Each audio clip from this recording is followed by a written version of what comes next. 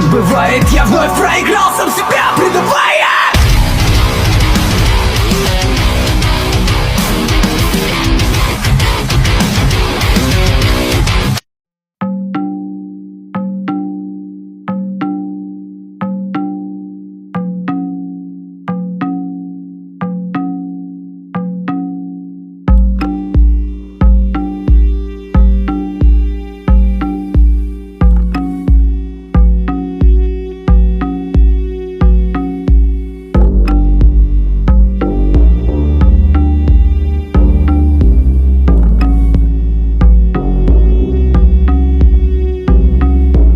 Selamat datang di channel Cerita Simbah.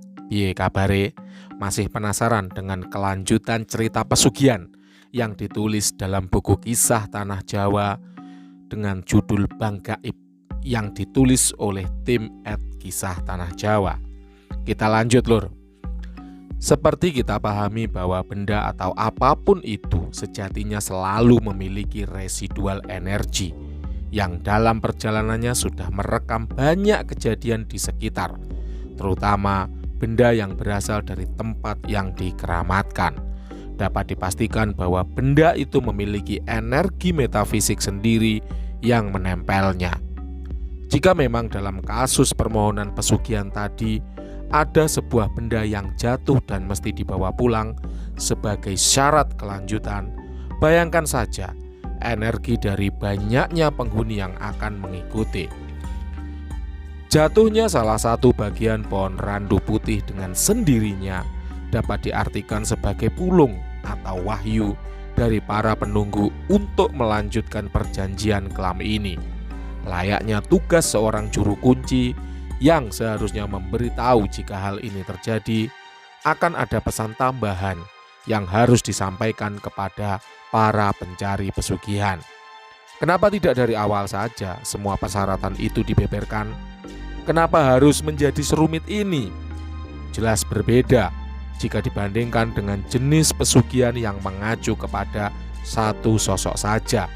Permintaan dari jin siluman yang berkuasa biasanya sudah cukup jelas dan cenderung itu-itu saja. Sementara itu, Bang Gaib sendiri yang notabene adalah pusat penyimpanan harta gaib dijadikan objek banyak pihak yang berkepentingan dengan permintaan yang lebih fleksibel. Pencari pesugihan akan diberitahu tentang sosok yang bersemayam di tempat ini.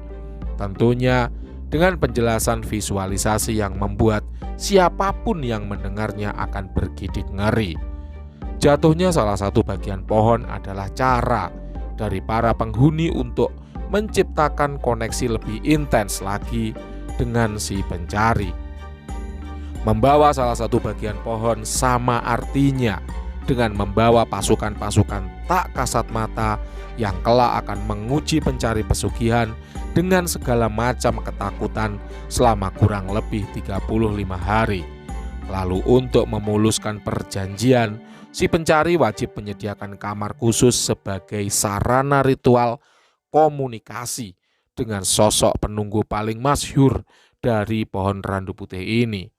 Setelahnya akan selalu menjadi terserah bangsa jin siluman untuk memainkan perannya. Lalu apa sosok penguasa pohon randu putih? Siapapun yang memohon kepada pohon ini harus mengetahui dengan siapa dirinya kelak akan membuat perjanjian. Menurut investigasi tim kisah Tanah Jawa yang pernah mendatangi dan menyamar dalam praktik pesugihan ini, dapat dirasakan ada dua energi yang terlampau besar dari pohon ini. Kami percaya di balik semua kehidupan lain yang bersemayam di sana, ada dua sosok dominan yang didaulat untuk memegang keseluruhan kendali Bang Gaib pohon randu putih ini. Keduanya berwujud ular raksasa yang masing-masing warnanya hitam dan putih, perlambang keseimbangan. Sosok ular putih yang mempunyai jajaran kedudukan paling tinggi di pohon randu putih biasa menampakkan diri dalam wujud perempuan dengan busana serba putih dan menamai dirinya dengan Nyai Sawer Petak. Beliau merupakan salah satu abdi dari Sunan Eyang Lawu yang ditugaskan di pohon randu putih untuk menggoda iman manusia perihal harta.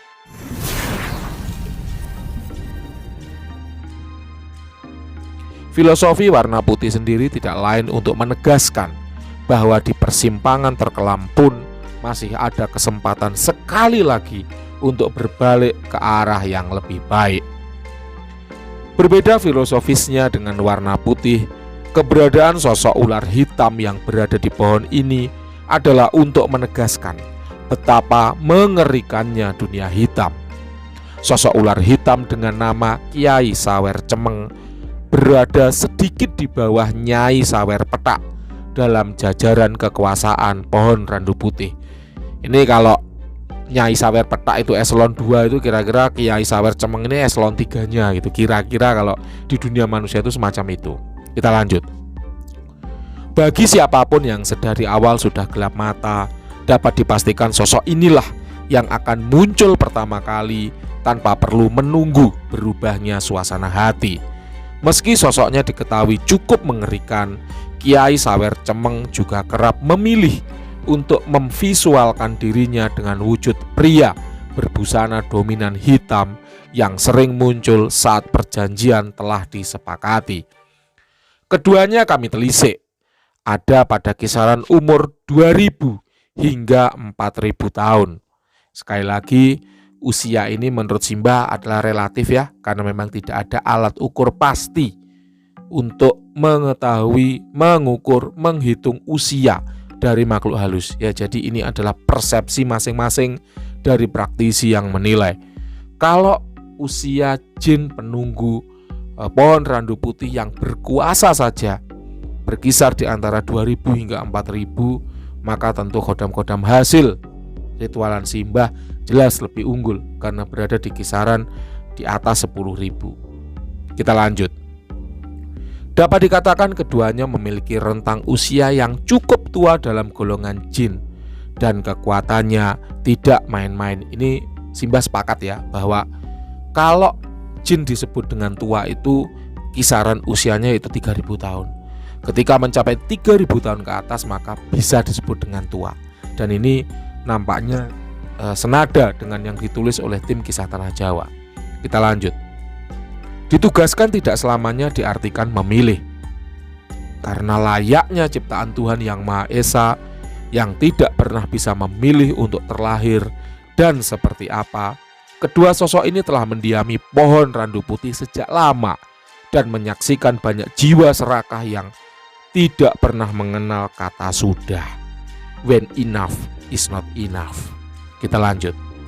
Salah satu hal baru yang perlu teman-teman pembaca ketahui bahwa dalam institusi dunia lain seperti Bank Gaib, dalam perjalanannya tidak hanya memberi kekayaan materi kepada kaum manusia.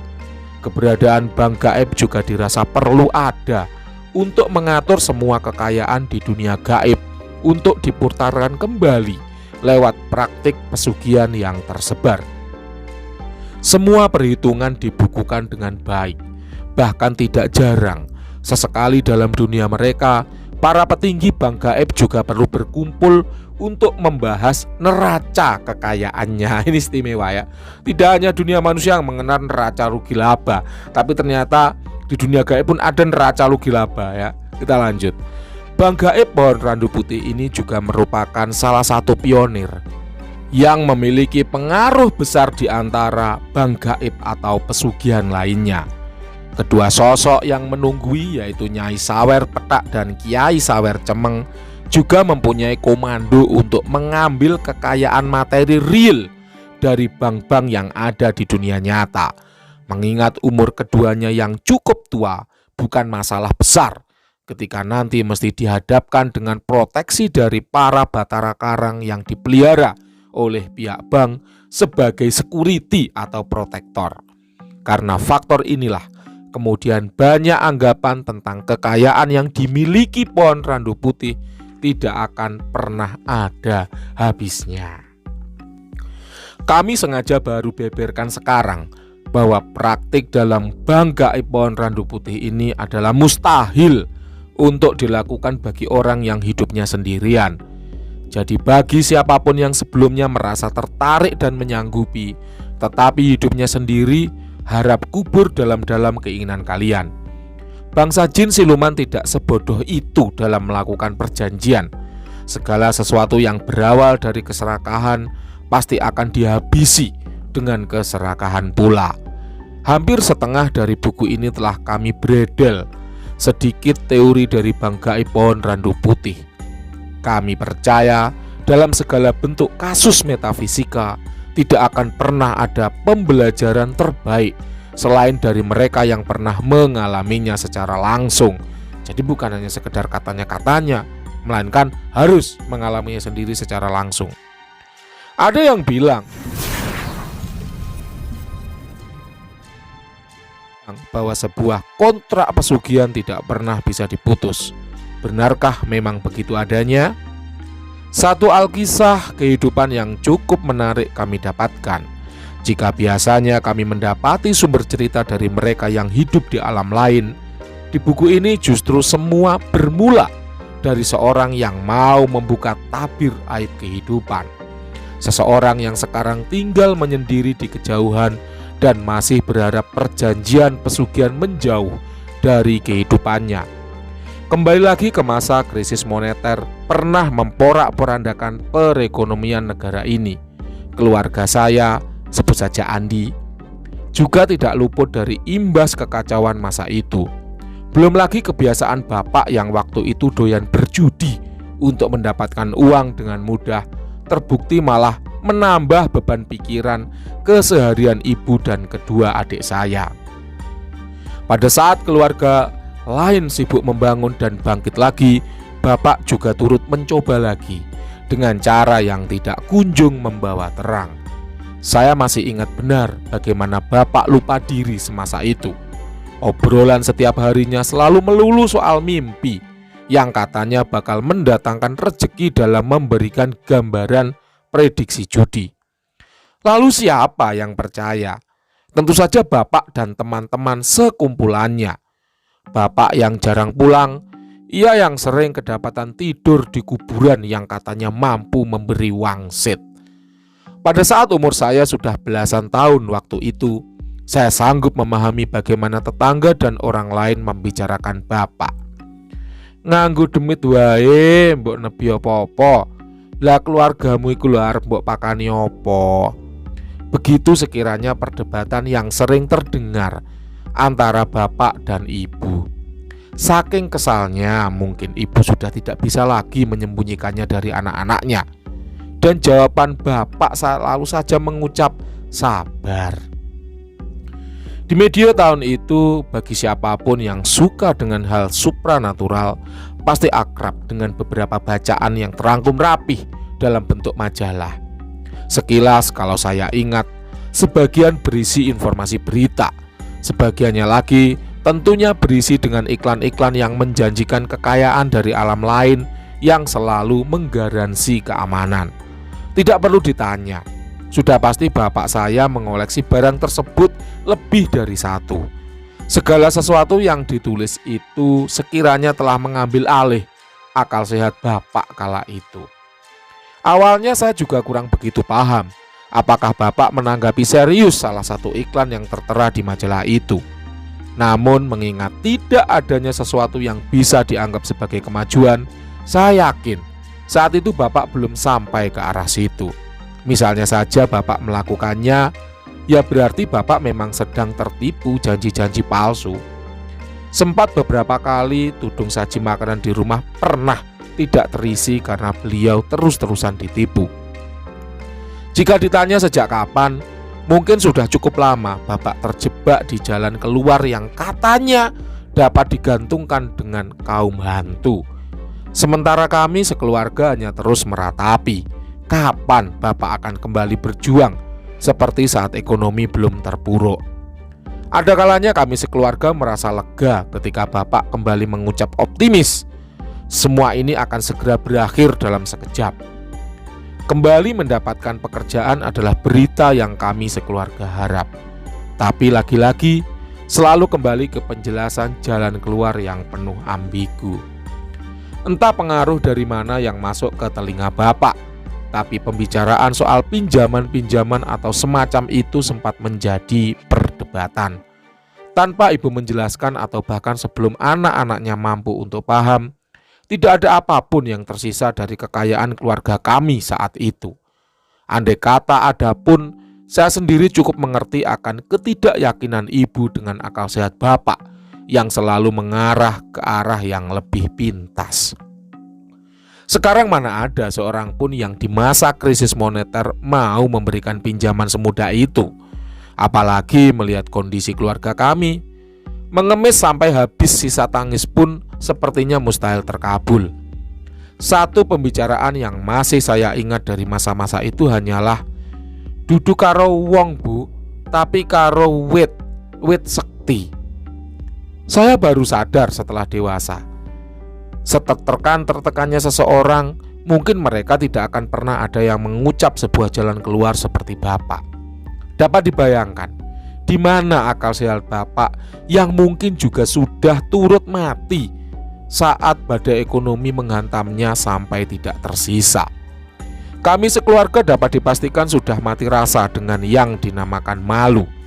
Akan tetapi apakah bapak juga merasakannya serupa?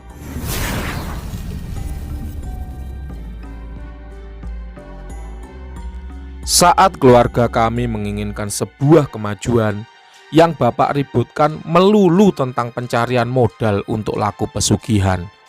"Mbok wis to pak, nek golek kuwi mbok yo digunakne sing bener," kata ibu. Namun sejatinya bapak adalah orang yang terus mencari segala cara demi mewujudkan keinginannya. Kesesatan selalu menawarkan jalan. Pinjaman sedikit demi sedikit mulai terkumpul.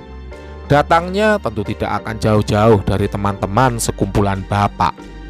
Beberapa rekan yang kedapatan menang dalam perjudian tanpa pikir panjang memberikan pinjaman tanda setia kawan. Akan tetapi, mungkin jika menanyakan tentang suatu keyakinan akan keberhasilan dari cara yang bapak akan lakukan, pasti di antara sekawanannya tidak ada satupun dari mereka yang percaya. Untuk cerita selanjutnya saya akan banyak melewatkan cerita-cerita tentang perdebatan orang tua saya setiap hari. Lompati saja timeline waktunya sampai ke saat bapak sudah siap menuju kepada kepercayaan konyolnya yang masih saja dipelihara. Kenapa saya langsung melompatinya ke bagian ini? Ya karena saya masih ingat benar bapak mengajak saya untuk menemani perjalanannya. Tidak akan ada penumbalan akunya. Ibu pun akhirnya lelah untuk melarang. Lagi pula di umur saya yang masih belum mengerti seluk-beluk dunia tersebut, jika nantinya saya merupakan salah satu yang akan dikorbankan, saya juga tidak akan pernah menduga kemungkinannya. Yang saya tahu hanyalah bapak pada hari itu membawa saya pergi ke tempat orang-orang seperti bapak yang percaya dunia hantu dapat menyelamatkan mereka dari kesulitan ekonomi. Dari bisik-bisik obrolan yang sering saya dengar di rumah antara bapak dengan ibu, ada sebuah pohon yang kerap kali disebut. Namun setelah saya sampai di tempat itu, saya tidak melihat pohon yang sering dikecam oleh ibu. Yang saya temui bahkan hingga bosan menunggu hanyalah bapak dan satu orang asing yang lama sekali berdiskusi. Jika pada masa sekarang saya akan menebak orang asing tersebut dengan titel dukun atau juru kunci. Pada saat itu saya cuma melihat transaksi jual beli diam-diam. Uang yang selama ini bapak gembor-gemborkan akan segera menghasilkan pada akhirnya diserahkan. Jika mengingat perasaan ibu dan kedua adikku, sah-sah saja bukan kalau saya juga merasa ada sedikit harap perubahan. Namun yang saya dapati di depan mata hanyalah seperti tumpengan dengan berbagai macam makanan. Tebakan saya kelak makanan itu bisa dijual lagi untuk kembali menghasilkan pendapatan bapak. Atau mungkin makanan tersebut adalah resep rahasia yang rasanya sebegitu enak ketika berhasil dimasak oleh ibu dan menjadi makanan yang banyak disukai orang, sehingga banyak orang bersedia membayar berapapun. Wajarkah saya berpikir seperti itu? Ya jelas wajar. karena dari awal yang dibicarakan itu sebuah pohon kok. Sementara itu yang saya saksikan hanyalah modal uang bapak yang kemudian lenyap untuk sebuah tumpengan makanan. Setelahnya tidak sedikit pun bapak menyentuh tumpeng-tumpeng itu. Saya yang terduduk di pojokan rumah orang asing itu hanya terus menunggu, sambil sesekali melihat lirikan khawatir bapak ke arah saya. Andai saat itu saya bisa mendengar dan mengerti apa yang sedang dibicarakan, mungkin saya pun akan segera menarik tangan bapak dan pergi meninggalkan rumah orang asing itu. Sayangnya, tidak ada satupun yang bisa saya lakukan untuk mencegah kejadian yang kelak akan menjadi cerita sedih dalam sebuah kehidupan. Bapak lebih memilih terhipnotis dengan pembicaraan itu sambil terus mengangguk seolah mengerti akan sebuah konsekuensi ketika sekali lagi membuang pandangnya ke arah saya. Demikian cerita Simbah kali ini, kita bersambung ya ke konten selanjutnya. Terima kasih telah menyimak, sampai jumpa di cerita Simbah berikutnya.